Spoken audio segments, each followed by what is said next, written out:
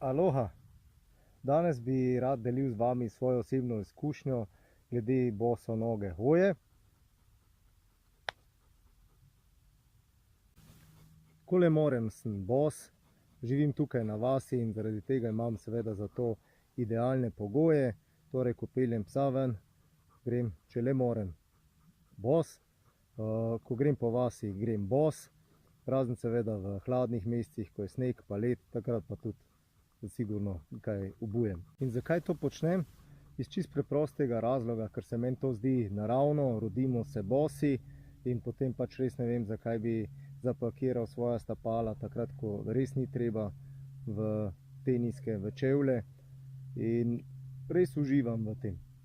Krasno je hoditi po zelenicah, tudi takle po šodru je kar užitek hoditi, ker ti kamenčki zmasirajo lepo stopala, ko se navadiš na to.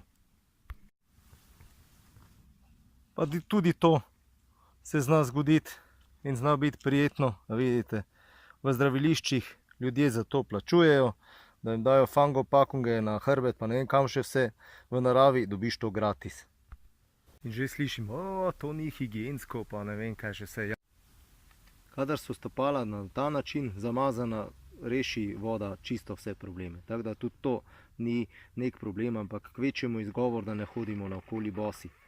In če si pogledamo obliko naših stopal, potem vidimo, da grejo tako pahlačasto narazen.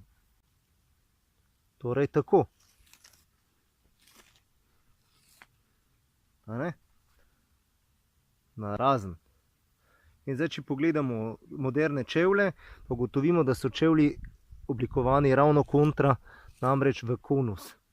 Torej, kdo je zdaj tu nor?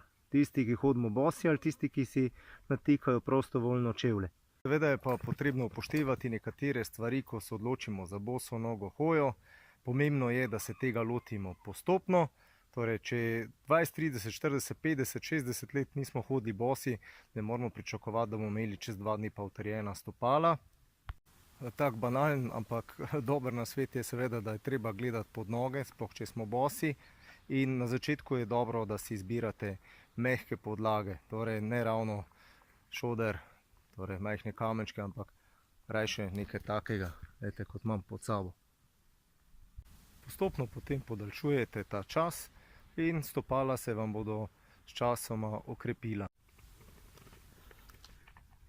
Res je, prvih nekaj tednov vas bo vse verjetno pikalo in mogoče tudi celo malo bolelo, ampak s časoma se potem noga tako oziroma stopalo tako utrdi, da že skoraj ne morete več brez takšnih in podobnih držljajev, ki jih dobite preko stopal, in vas dobesedno začnejo podplati srbeti, če ne dobite svoje doze, svoje dnevne doze bosonoge hoje.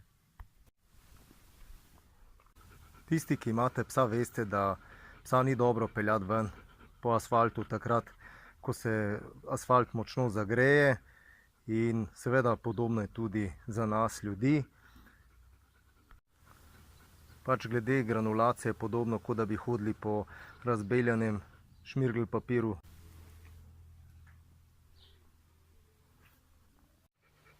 Sem Robert Lisac, profesor športne vzgoje. Vaša domača naloga za danes je, da se sezujete in uživate življenje bosi.